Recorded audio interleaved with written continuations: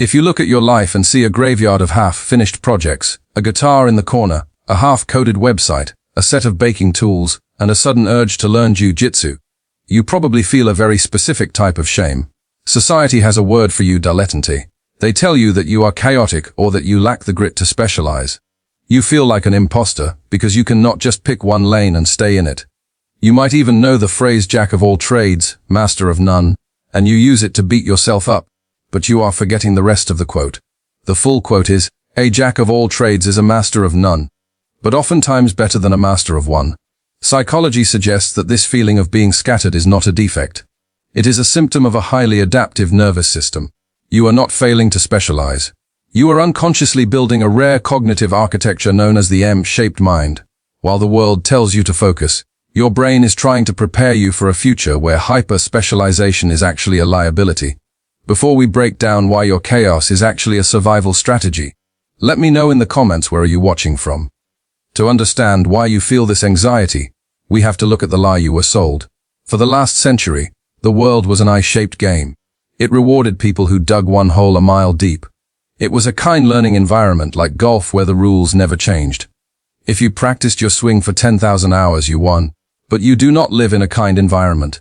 Your brain instinctively knows that the modern world is a wicked environment. The rules change every day. In a wicked environment, the specialist is fragile. If the industry changes, they are obsolete. Because of this, you naturally drift. One year you are obsessed with electrical wiring and HVAC systems, and the next you are deep into yoga, heavy lifting and DJing rave music. To an outsider, this looks like a chaotic personality. They might call you strange or unfocused, but what you are actually doing is gathering data points from disparate domains. This is where the magic happens. Psychology calls this far transfer. The specialist uses near transfer. They solve problems they have seen before using the same old tools, but you use far transfer. You take a concept from one completely unrelated field and apply it to another. Think about the web developer who used to be a beekeeper and a farmer. On paper, those things have nothing to do with coding.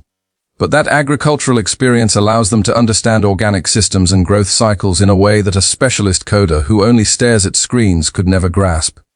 They are not just writing code. They are cultivating an ecosystem. That is far transfer. That is innovation. You feel like an imposter because you are not the best at any one thing, but you are failing to see that your value is not in your depth, it is in your synthesis. Now, understanding that your curiosity is a superpower is a great relief.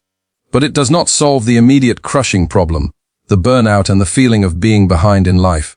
You see people your age becoming senior vice presidents or lead engineers, and you feel like you are still at the starting line because you keep switching tracks. This happens because you are misunderstanding the geometry of your own potential.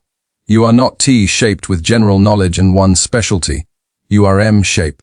An M-shaped person has multiple pillars of depth connected by a bridge of curiosity. But here is the trap. You cannot build all the pillars of the M at the same time. If you try to learn data science, write a novel and start a business all in the same month, you will collapse. The people who successfully navigate this life, the true polymaths, practice what we call serial mastery. You have to view your life in seasons. You might spend your 20s obsessing over music and art. Then in your 30s, you pivot to programming to pay the bills.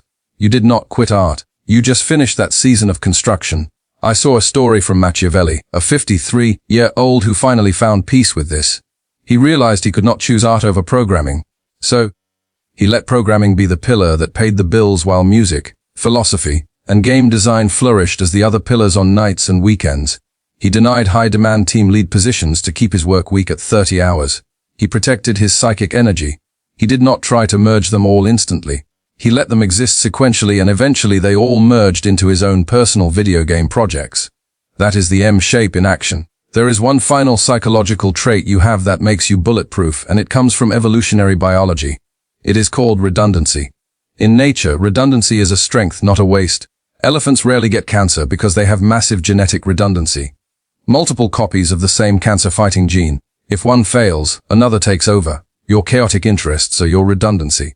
If you are just a specialist software engineer and AI takes your job, you are terrified. But if you are a software engineer who also knows how to do electrical wiring, fix VK motors, and teach English, you are unbreakable. You have not been wasting your time dabbling. You have been engaging in strategic adaptability. You have been building a safety net of skills that ensures no matter what happens to the economy or technology or the job market, you have a pivot ready. So stop apologizing for your graveyard of hobbies. Those were not failures. They were semesters in the university of your own making. You were never meant to be just one thing. You were built to be the bridge between worlds that others cannot even see. If you are ready to embrace your EMP-shaped future, drop a heart emoji in the comments to show you are putting it all together.